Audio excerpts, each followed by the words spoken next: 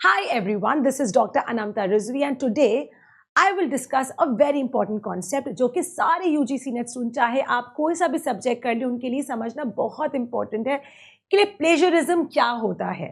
Now plagiarism पे question बहुत पूछते हैं एग्जाम में। जो लोग पीएचडी कर रहे हैं उनके लिए बहुत ज़रूरी है, जो करना चाह रहे हैं उनके लिए ज़रूरी है, और चाहे आप नहीं भी कर रहे हो लेकिन यू हैव प्लान्स कि करना है आगे, प्लेजरिज्म को समझना बहुत ज़रूरी है कि कॉन्सेप्ट आखिर है क्या। So let us go ahead with plagiarism today कि इसको समझना बहुत ज़रूरी है। What is this? Before that guys, हमारा आज लास्ट डेट है कोर्स परचेज करने का ऑन सच डिस्काउंटेड रेट जो कि 5999 का है। आप ये वाला CEFT कोड लगाएंगे तो you will get 5999। Use my code AR Live and you are going to get 500 रुपये, दैट इज 500 रुपीज़ का डिस्काउंट और आपका कोर्स पड़ेगा around 5500 rupees. All right, so with this you can go ahead and purchase the course. और please अपने ऐसे videos को देखने के लिए do subscribe to the channel and like the video. All right, so guys my name is doctor Ananta Rizvi और मुझे आप फॉलो कर सकते हैं doctor Ananta Rizvi English literature से। मैं PhD मैंने किया है जामिया से and I am a JRF qualified. Okay, next we are going ahead with plagiarism क्या कहते हैं। जितने मेरे स्टूडेंट्स हैं मैंने हिंदी में भी लिख के रखा है, इंग्लिश में भी, कि आपकी समझने के लिए कि व्हाट इज दिस। प्लेजरिज्म तब होता है जब कोई भी व्यक्ति किसी और के काम, विचारों या शब्दों को बिना क्रेडिट दिए, बिना श्रेय दिए अपना बताता है। ओके, ये ऐसा जैसे कि आपने अपने क्लास में किसी का होमवर्क कॉपी किया और बोला कि ये मेरा होमवर्क है, ये मैंने लिखा है। ओके, क्या हुआ, जिसने होमवर्क असलियत में किया उसका तो क्रेडिट आप खा गए, right. So this is PhD plagiarism में बहुत इंपॉर्टेंट रोल प्ले करता है। वो कैसे हम अभी देखेंगे। सो प्लेजरिज्म सिंपली ये होता है जब आप किसी का भी कोई भी research paper, conference paper, PhD thesis, वहाँ पे जो भी उसने फाइंडिंग की है, काम किया है, कोई भी उसने अपने विचार प्रस्तुत किए हैं, अपने थॉट्स दिए हैं, उसको आप अपना बना के आप ये बोलें कि ये मैंने लिखा है, उसको कहते हैं प्लेजरिज्म। ओके, तो प्लेजरिज्म से क्या होता है, प्लेजरिज्म को एकेडमिक लैंग्वेज में बोला जाता है ये सिन है, ये गुनाह है। ओके, सो जब आप नकल करते हैं तो आपको मुश्किल हो सकती है, लोग आप पर भरोसा करना बंद कर सकते हैं।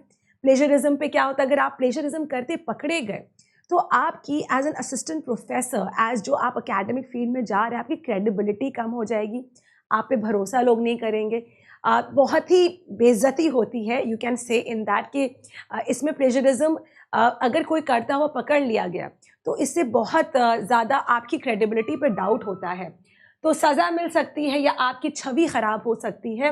स्कूल या काम में आप असाइनमेंट में फेल हो सकते हैं या नौकरी भी जा सकती है। तो प्लेजरिज्म का इतना बड़ा रोल है कि आप अगर किसी का भी काम बिना उसको क्रेडिट दिए, बिना उसके साइटेशन किए अपने काम में प्रस्तुत कर, अपने काम में प्रेजेंट कर रहे हैं तो आपका तो वो प्लेजरिज्म होता है एंड प्लेजरिज्म बिल्कुल अलाउड नहीं एकेडमिक वर्ल्ड में। नेक्स्ट यू हैव, बहुत ज़रूरी है कि plagiarism can cancel your PhD। आपके PhD तक रद्द हो जाती है अगर आपने अपने PhD में ये दिखाया कि किसी और का काम आपका खुद का काम है, आपकी PhD रद्द हो जाएगी, आपको PhD का सर्टिफिकेट नहीं मिलेगा चाहे आपने जितनी भी मेहनत की हो।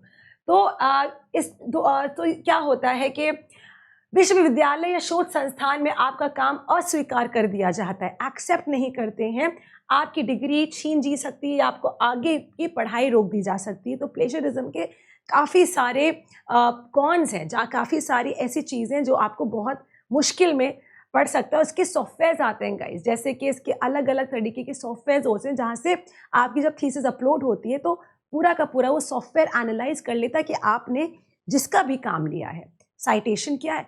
आप बेझिझक किसी का भी काम ले सकते हैं लेकिन आप उसको क्रेडिट दिए कि इनकी फाइंडिंग ये थी, आप उनका नाम लिए, उनके वर्क का काम किए।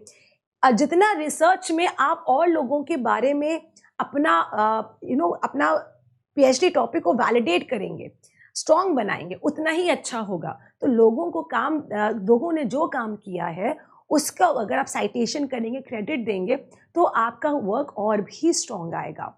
Okay, so plagiarism is very crucial in academics.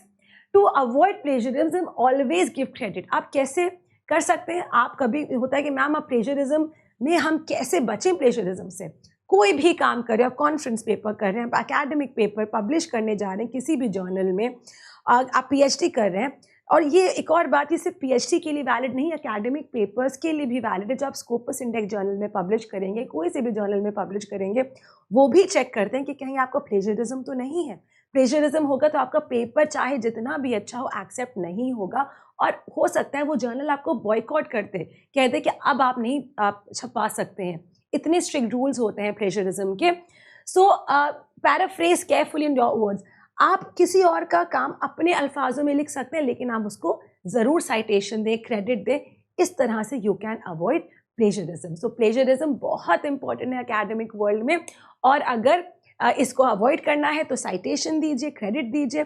अलग तरीके के साइटेशंस होते हैं, तो उसको फॉलो करते हुए हमें प्लेजरिज्म से बचना है। Always as responsible teachers, as responsible researchers, scholars, plagiarism should not be avoided.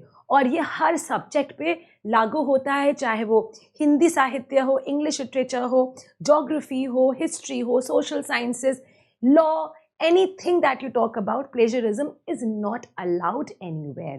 All right guys, so with this I'm coming to the end of my plagiarism छोटा सा लेक्चर था बस अपने स्टूडेंट्स को समझाने के लिए। लेट मी रिपीट अगेन कि हम लोग स्टडी IQ का आज लास्ट डे है 30 सितंबर, जहाँ पे 5999 का कोर्स आपको मिल रहा है, very very less price. You can use my code, मेरा कोड अगर आप यूज़ करेंगे AR Live, तो उसमें आपको 500 रुपीज़ का और डिस्काउंट मिल जाएगा। All right, so all the best. And जो प्लान करें इस दिसंबर में अपना JRF नेट क्रैक करना, जो जितने भी सिंसियर स्टूडेंट्स हैं, गो ahead and purchase this course. Thank you everyone.